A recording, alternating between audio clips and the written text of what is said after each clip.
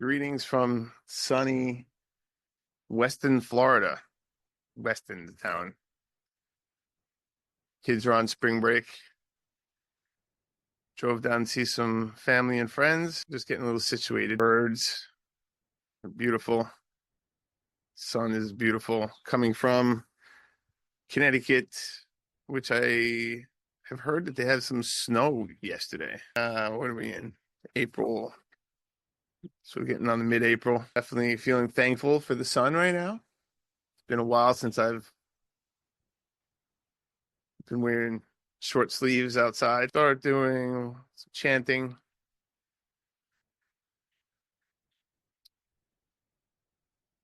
Man, I don't know if you're bringing stuff up. If you could bring up the seven-line supplication.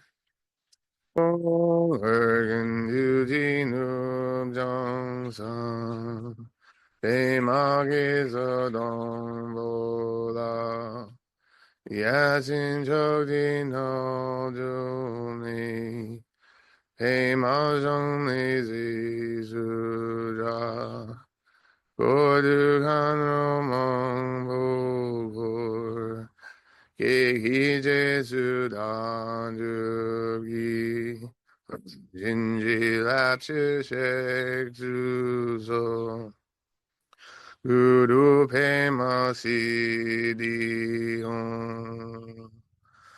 옹얼근 유디눔 정선 폐막에서 동보라 야진적디 너좀네 폐마정네 세수드라 고르한으로 멍보골 계기제수당주기 진지랍시색수소 구루페마시리온 바주구루 오마흥멘사 구루페마시리온 오마흥멘사 구루페마시리온 오마흥멘사 구루페마시리온 오마흥멘사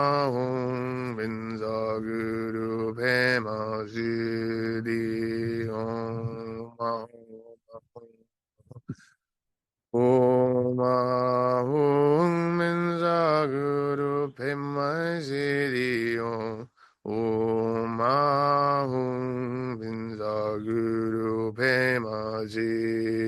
구루페마시리온 오마흥멘사 구루페마시리온 오마흥멘사 구루페마시리온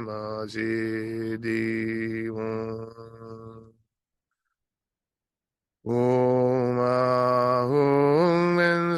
구루페마시리온 오마흥멘사 구루페마시리온 오마흥멘사 구루페마시리온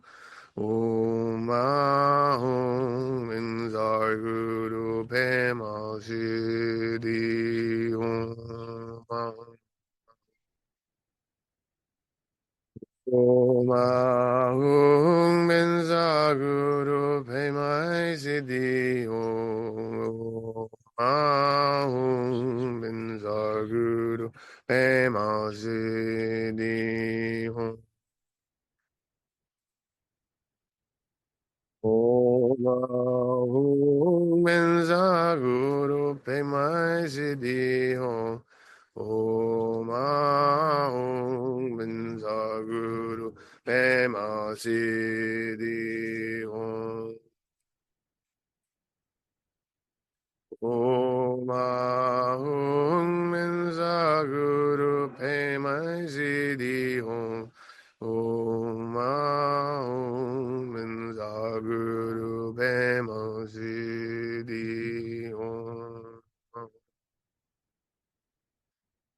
Om Ahum Mensaguru Pema Siddhi Om.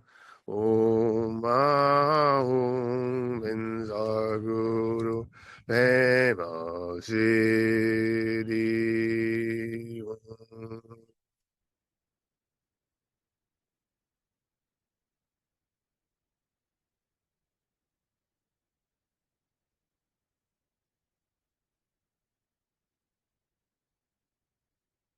We'll just go quickly for refuge, 3 jewels, Buddha, Dharma, Sangha.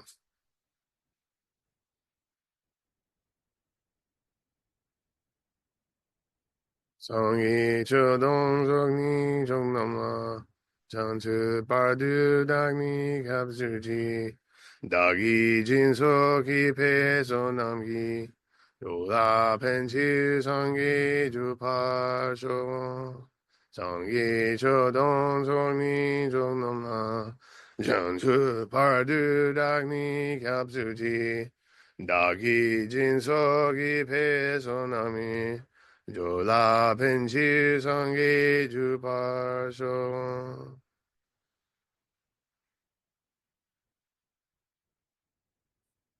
The Buddha Dharma and Supreme Assembly, go for refuge until enlightenment is achieved. May the merit of my generosity and other virtuous deeds lead to Buddhahood for the welfare of all beings. So just quickly arrive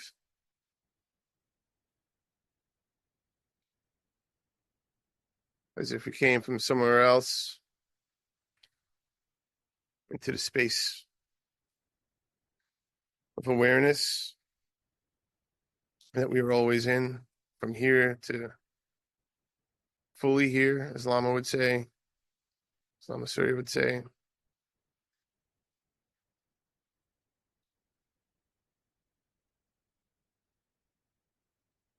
Course, this innate awareness, always present, unchanging.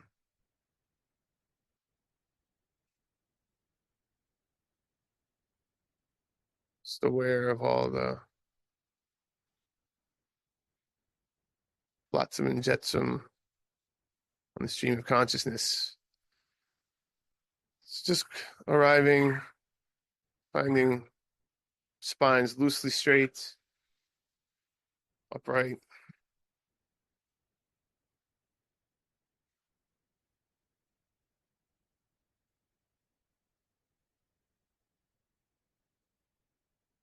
Take in a few, 3 breaths together. Exhaling, inhale,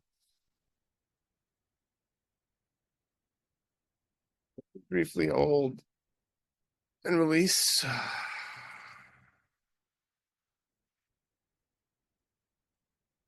Just being aware, whatever changes appear within our experience. And we'll do 2 more. Exhale, inhale,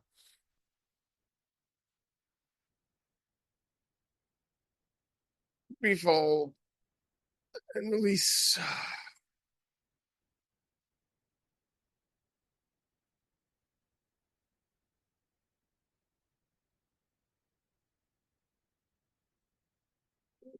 Time. It's time. Let's really do it. Exhale, inhale. We'll briefly hold that and release.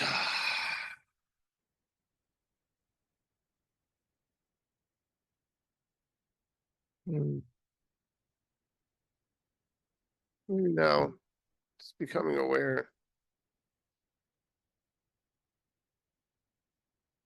that we are breathing.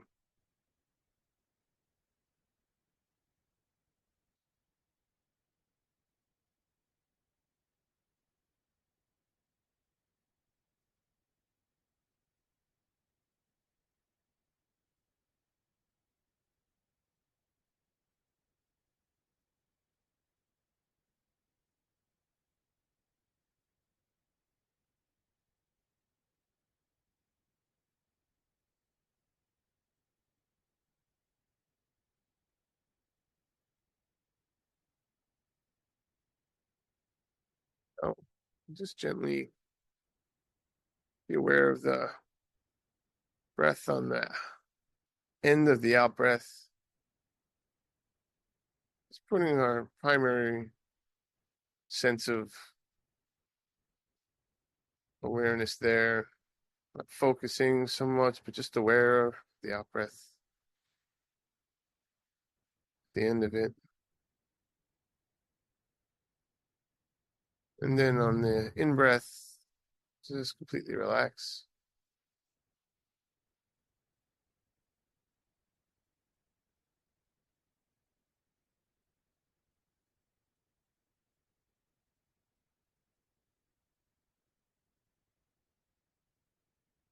Helps. Just count the end of each out breath. We'll count from 1 to 10. If we get lost, just come back to 1.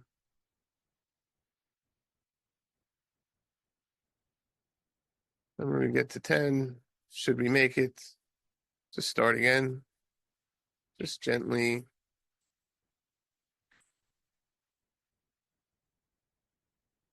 counting at the end of each out breath.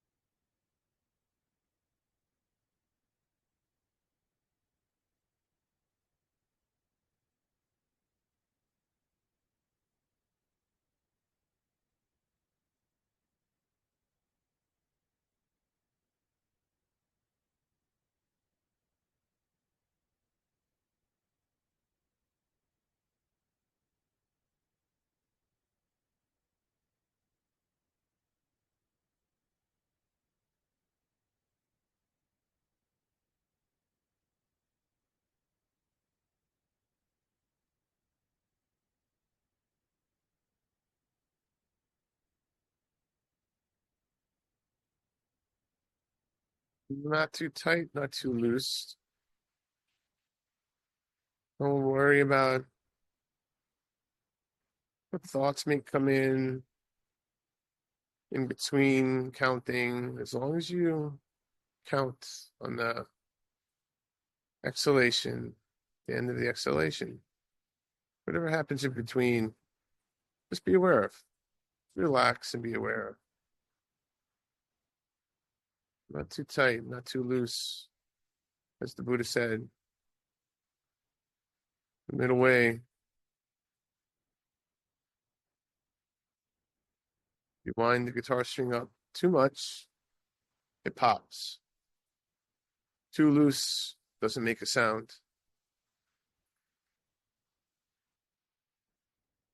It makes a sound that you don't want.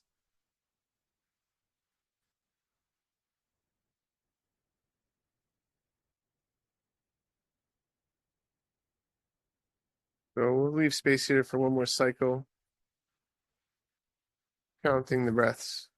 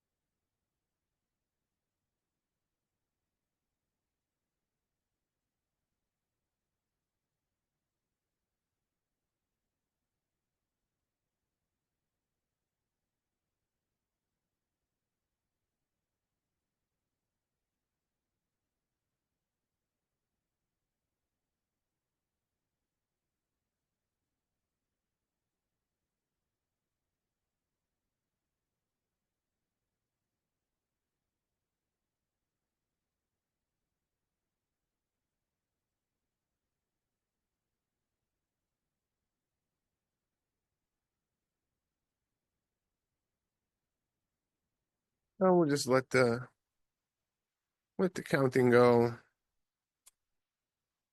and just gently rest awareness on the out breath.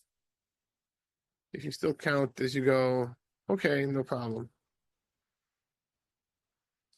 You drop it, also good. But now, letting go of the instruction to count and just being aware of the breath.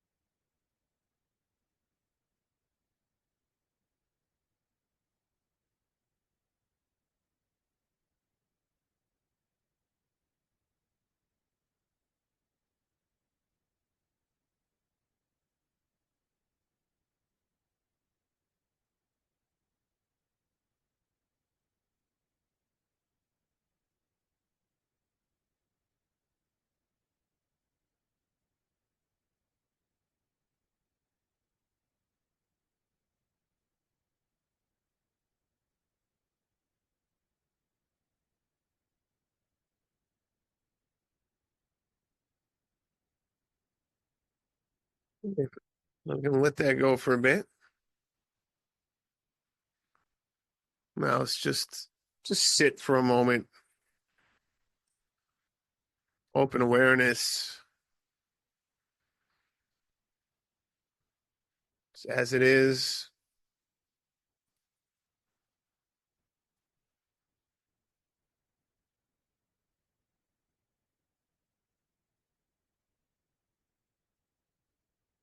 Little spine loosely straight. No particular instruction to be aware of awareness itself.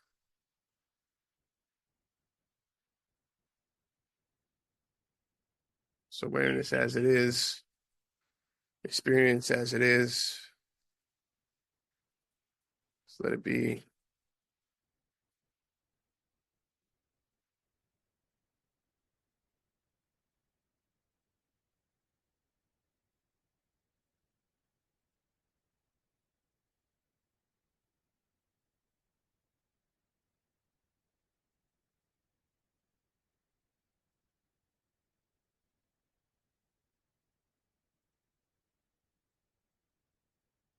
Okay.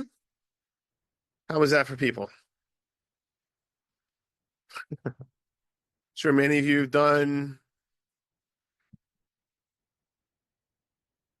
awareness of breathing, some other type of practice like that. Raise your hand if you have. Many of you. How do folks find it? Were you able to do? You can raise your hand. I can't see everybody. Let me see if I can see everybody. Okay, did everybody get to 10? Okay. So, Menla, take note of those who got to 10, send them a gold star. Any of you not get to 10? Yeah.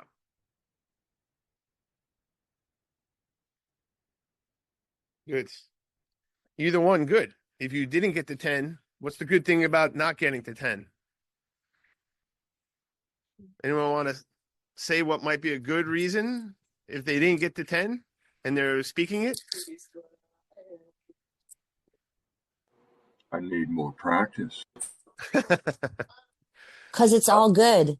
It's all good. All good. Okay. Need more practice like It's that. all good. You noticed that you didn't get to 10. Notice that you didn't get to 10. That was Oh. the one I was kind of looking for. Because you recognized that you had lost awareness, not lost awareness, but lost, let's say these words, I don't like saying focus, but you lost focus, right? So maintaining the sense of awareness, you lost that sense of awareness, right? So that itself, when you come back, is actually the meditation. Every time we lose the sense of being aware of what is happening here and now, and we bring it back, that's training our minds. That is the meditation. That is giving us, so when we're walking throughout life, we are noticing that, oh, I'm far away. Where am I? So the recognizing that we've lost the practice for a moment is the practice. So it's the path you can't fall off of, meditation. It's as I believe that's a Zen saying that Lama would say, the true path is the path you can't fall off of. And that's meditation. If we're just there, if we're sitting and we're looking to be aware, whatever happens within that, as long as we keep coming back. And this is how we, again, we're in a Dzogchen meeting, so I'm trying not to use too many words like train our minds and things like this, which are a little trainy, a little too dewy maybe. That's okay, because doing is, of course, part of being. And so Lama always talks about the view, and there's a saying in our book, at the end of our prayer book, that bringing the view to whatever practice we're doing enhances that practice. So recently I've been doing, and I think I was speaking in the last time, I've been studying the Abhidharma with Mingyur Rinpoche and his group. And much of what we're learning, right, is sort of more fundamental, sort of original, Buddhist teachings. Mindfulness of breathing, sort of the fundamental practice. And after practicing Dzogchen for many years and coming back and practicing these sort of earlier practices, quotation marks, has really, with the sort of view of Mahamudra, view of Dzogchen, as much as I can claim to have that view or to maintain that view. And then coming back and doing these practices with that sense in mind really has opened up sort of just how profound these practices are. So that's, again, from Lama Surya Dasan teachings, in the Dzogchen teaching, there's always this swooping from above while climbing from below. View, meditation, action, 3 sort of major categories of the Dzogchen style of teaching, or at least how Lama Surya Das has taught it to us. So view as it is, the big tigli, full awareness, not trying to block anything, because the full awareness is wisdom as it is. The main path to liberation in the Buddhist practice, in the Buddhist path, is wisdom. Of course, there's devotion and compassion and these things come out of wisdom in this view. But the view as it is, seeing it as it is, understanding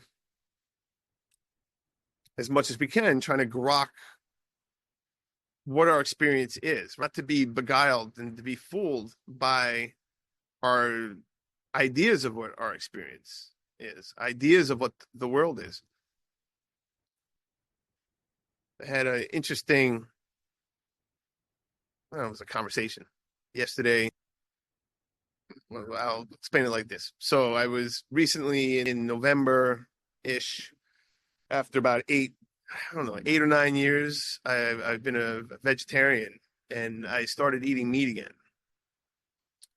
And partly there was many circumstances going on at the time, but I started exercising and trying to work out again. I just started feeling very sluggish, and I had gained quite a bit of weight because I really wasn't a healthy vegetarian. I wasn't one who was like really making their food, being very intentional about everything. I was just kind of eating, just eating because I had to eat for a while. I sort of got into this place and I was just probably eating a lot of bread, carbs, things of that nature. So it just felt, for whatever reason, time to change that. And since I've changed that, the results have been good, and I may go back to being vegetarian, or I may not, and sort of just rolling with need there. I have lost about 20 something pounds after going back and kind of just going to a more protein diet and exercising and stuff. So then I'm not advocating for eating meat, nor am I advocating for not eating meat.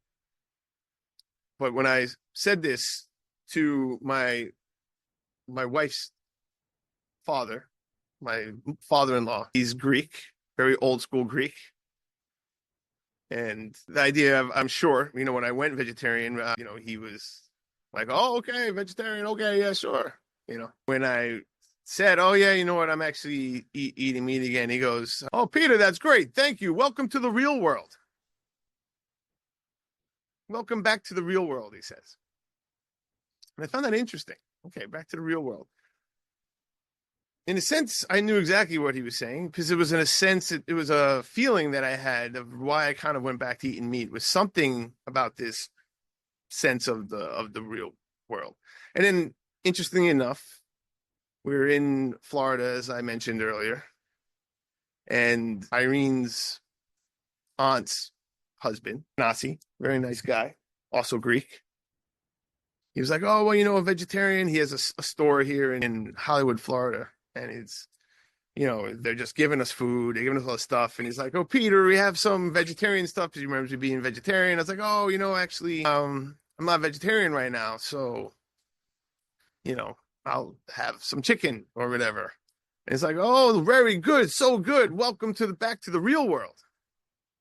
He said the same thing, to the real world.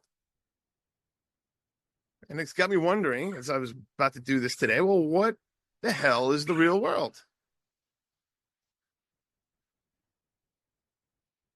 So I'm sitting here, and there's all these beautiful birds, and there's this bird song, and this idyllic ducks on this little pond out here. And I was listening to the bird song. I was like, this is beautiful. This is the real world. Like, of course, that bird is going to go eat some insects. Beautiful bird song is still fueled by the other aspect of life, the truth of relative existence, as we know, and I've talked about it in my last talk, and as we all know, first noble truth of dissatisfactoriness, truth of suffering. And I keep coming back to this more and more again because I was very much opened up to this truth of suffering. I mean, I've had many, many good and profound chances to suffer in my life, as many people have, in various ways, psychologically, in other ways, and we all have our suffering in our own way. Our loved ones suffer and all this. But in November, my wife and I, we have 3 kids. They're all great. They're wonderful. They're all here. But we are having another child, and we lost the child during the delivery in November. And I remember it was all happened so suddenly. We had done all the tests. We're a little older now. Our kids 12, 11, 7, right? So we're a little bit older now. So, there's a lot of considerations and all the tests, and we did all this. And we planned, and, it just felt like everything was there. We had a midwife. We had the whole thing. I won't get into all the details of what could have happened otherwise or what could have been different. But, we went through the process, and before we knew it, in the blink of an eye, I was holding my dead child. Blink of an eye. All the planning, everything that had happened over all this time. Forget about all the time we spent going to specialists and everything, and just completely unexpected. This was not expected in any way, shape, or form. but the truth of suffering, truth of impermanence. There's this sense that everything is going to be okay. The sense of, I don't want to call it wishful thinking, because 90% of the times that we worry about things, this is sort of part of our evolution and evolutionary psychology. A lot of times we may worry about things and there is no big problem. But that worry is not there without cause. Caution is not there without reason. And our world, as we understand it, this real world, is not here without both creation and destruction.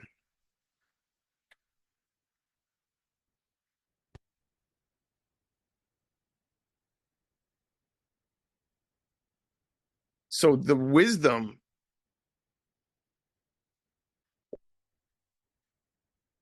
of understanding the world as it is so much of the practice.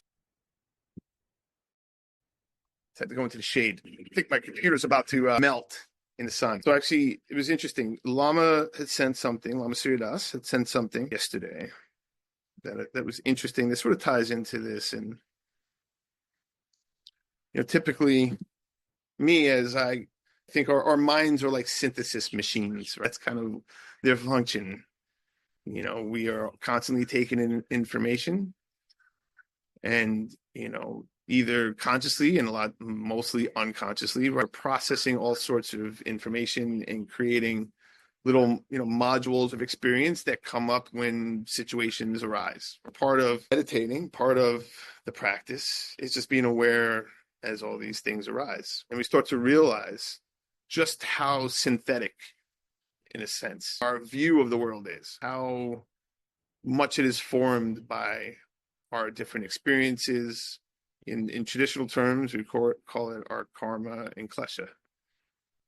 We're formed by our karma, which is, obviously outside of our ability to see in our conscious mind. Like there's talk that if you become a full Buddha, you can see all the karma of your own karma, and you can go back in all of your lives and things like this. But of course, most of this is undercurrent reality, right? These are not conscious processes.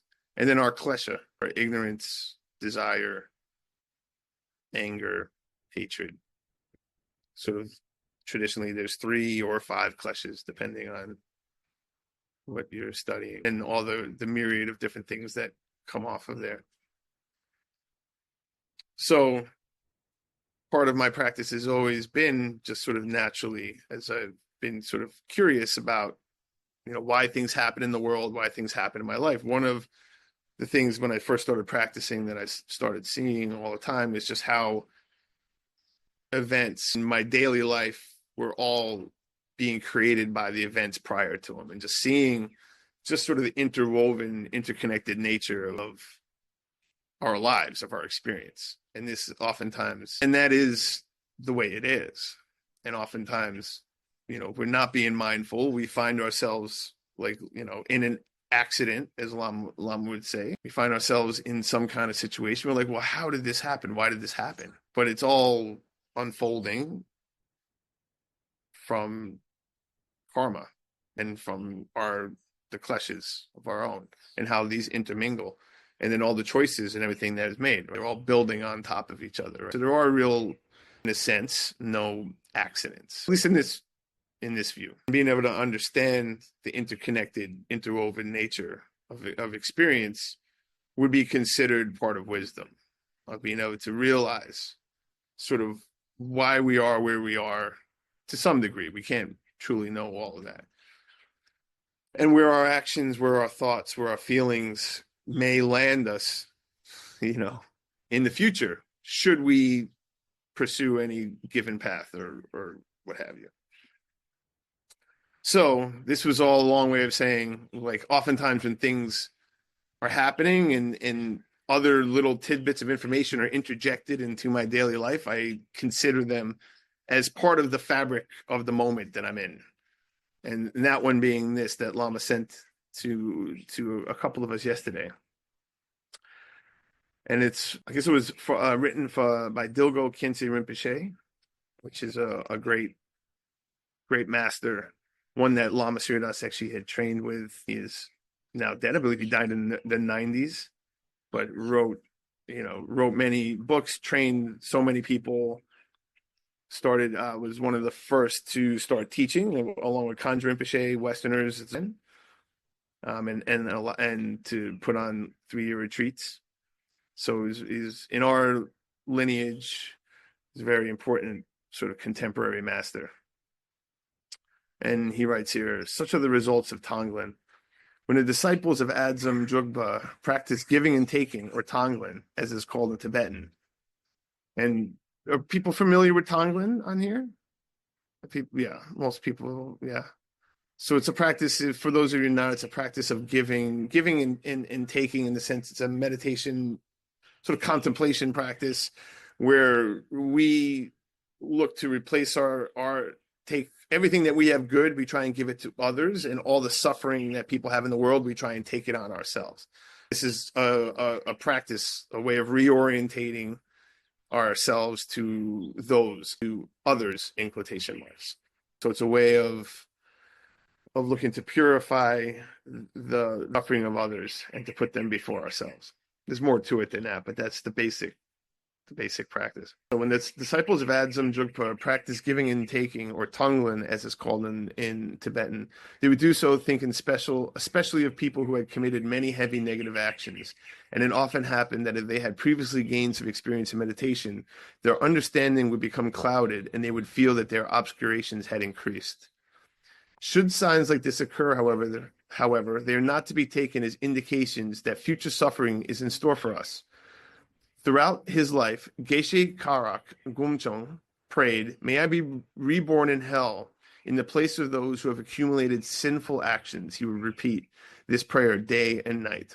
So his prayer was to just go to hell so that he could purify the karma of others, which is obviously a very radical practice, a radical prayer, and one of a great master.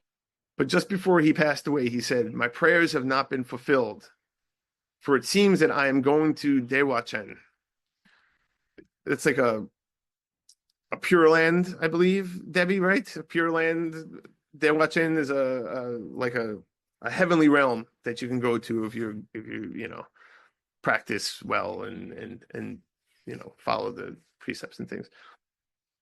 "For it seems that I am going to Dewachen wherever I look. I see gardens full of flowers and a rain of blossom. Though I have prayed that all beings might go to Dewachen and that I myself might go to hell instead of them, in fact, it seems that I am not going. Such are the results of Tonglen." And this is Dilgol Khyentse Rinpoche. So I found this to be somewhat interesting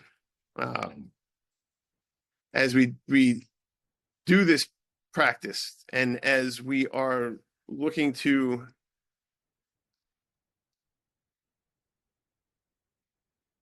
free. Well, it's a complicated web to get there a little bit, because right, we practice looking for wisdom. Through wisdom, we realize that the separate self of us and others is not as it seems. With that, we desire for all beings to have compassion, to have love, to have joy, and we look to free them all. With that wisdom of knowing that we do practices in an effort to free them, through that practice of looking to free others, we free ourselves. Still, though, coming from the concept of karma and klesha, knowing that our own deeds, right, our own kleshas have led to our experience. And on a broader sense, all of our collective karma and klesha, if we want to call it that, are what create the experience that we all experience collectively as a world. So I believe there was and I remember where I heard this, but I believe the Buddha said, and I could be misquoting, that when I became enlightened, all beings became enlightened, which brings up a very sort of interesting piece of how and I'm sort of jumping around, but in Mahamudra, we speak about all reality comes from mind. And so this sense that what we see in reality, in a sense, is a projection of our own karma and klesha. So these are all getting a little too far afield and outside the depth of what I can really explain in the 8 minutes that we have, but interesting nonetheless. But I was struck by this, and the question Lama asked from that after that writing that he sent. Let me see directly what he said.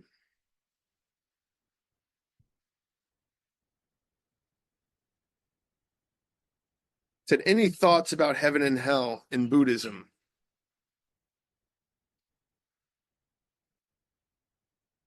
Any thoughts about heaven and hell in Buddhism? So he sent what I just had read and then asked if we had any thoughts about heaven and hell. And of course, there's a lot of philosophical, theoretical ways of talking about that.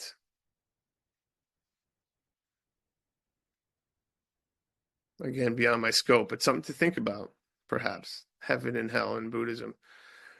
And it felt connected to another thing that I had read recently in the Pith Instructions, some of the blue books within the Dzogchen. That's a picture of my dog Bodhi, who's at home and very, very cute.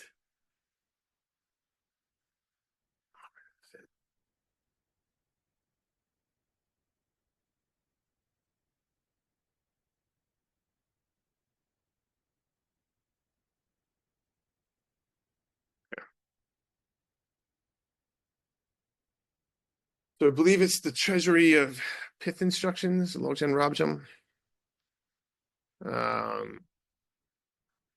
Precious Treasury of Pith Instructions. Debbie, I don't have the book with me. There's the series of blue books. Go ahead. Yeah. Yeah, I think that's the name. I think that's the name. Yeah. Treasury with instructions. And it opened to a page.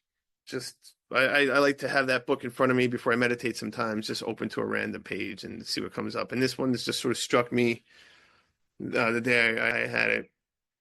And it's on page 122, and it says, beings' shortcomings. Practitioners of the Dharma are taught that beings have 6 shortcomings. Unaware of the distinctions to be made, beings are deprived of the eye of the view.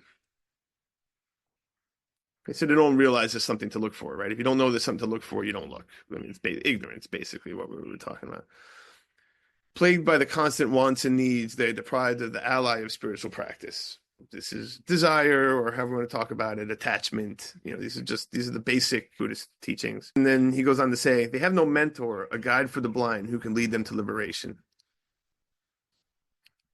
Again, if they have no teaching, no teacher, they have no one telling them this, how can they know? Again, the fundamental klesha, the fundamental in causes samsara, ignorance, right? And he talks more about ignorance. The staff of listening to and contemplating teachings which would support them is broken. They are possessed by the unwanted demons of negative emotions and dualistic perceptions. Their karma keeps them in conditioned existence without any chance of liberation as they teeter on the edge of the abyss of the lower realms. So, of course, like Lama had asked about heaven and hell in Buddhism, so which made me sort of think of this, the lower realms. Teetering on the edge of the abyss of the lower realms. Because of your compassion, you may find it difficult to bear the fact that all beings are subject to these shortcomings, and you may shed tears for them. But until their own negative karma is exhausted, there is no way for them to be guided. And I found this to be very interesting in a sense where, I think we want, as good people and as good Buddhists especially, right, we want to free all beings from suffering. We want to free all sentient beings from suffering. We don't want wars. We don't want killing. We don't want people in terribly inhumane positions in this world. And as me growing up as a Christian, we hear the stories of Jesus, and we understand these things and this sense of compassion, of wanting to free all beings is, of course, is a noble one. It's a beautiful one, and it's a necessary one for enlightenment of ourselves and for others. But of course, this last line, but until their own negative karma is exhausted, there is no way for them to be guided. And this is something that I've learned quite a bit in doing business in New York City and having just countless relationships throughout the years with what I spoke about earlier. The relative, it's called the real world, which the world they're referring to, now coming back full circle to what my Greek family members have said of welcome back to the real world, which of course they're essentially implying a world where death is necessary. That is from the sense of the relative existence, where we say of the two realities, ultimate reality and the relative reality. In the relative reality, what most people would call the real world, in this plane of existence, death is inevitable.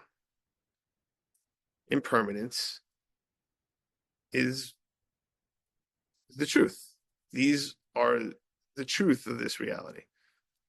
Now, of course, it's not to say, fuck it, that's the truth of reality. Let's just do whatever we want. All things are permitted. That obviously that's completely counter to everything I know we all know in our hearts and to the Buddhist practice as a whole. The reality of the situation is that there are many in this world who are wandering in samsara who have that belief. And to not realize, to be aware of, sort of the depths of some of the issues we may be dealing with in this world is wisdom. So even understanding we can't free others until we free ourselves, our own karma, our own kleshas, of course. This is, as meditators, as people on the contemplative path, that this is the job that we've taken on, to free our minds of our negative emotions, our negative feelings, and our negative deeds and all of this. And through doing that, right, over time, however, whatever that means, freeing and having the ability to help free all beings from these same ills, from karma and klesha. So that's the path. So again, the wisdom to be aware, to understand it as it is. I've sort of been thinking about this quite a bit. I know we're over our time, and we'll dedicate and move on with our days. Being able to distinguish between the relative and the absolute. Of course, they're one in the ultimate sense, in Dzogchen and Mahamudra, in the great Tigli. But knowing when that can be applied is wisdom, because we can't just apply absolute to every situation and say, oh, well, this absolute situation, impermanence, like Lama would say, let the kid play in traffic. Of course not. So understanding the difference between relative and absolute is something I think also is one of the great things to realize in our practice, to make sure that we're not applying sort of absolute ideas, absolute philosophies, because a lot of times we're also, as many of us, or I would speak for myself, as a being with not fully enlightened. Of course, in the absolute sense, Dzogchen, all fully enlightened, but in the relative sense of where I sit before you today, not fully enlightened. I don't want to take these principles and falsely apply them to what's happening in the everyday moment of our existence. So hopefully something in that circuitous, somewhat unplanned talk hits and lands and does something of importance to you. But we will dedicate the merits, and let's do 소남디 탐책색판니 덥니니 페전함 밤제네 기가나 지발랍 즉바이 지배소레 좋아 좋아쇼. By this merit, may all obtain omniscience and defeat the enemy wrongdoing. From the stormy waves of birth, old age, sickness, and death, from the ocean of existence, may all beings be free.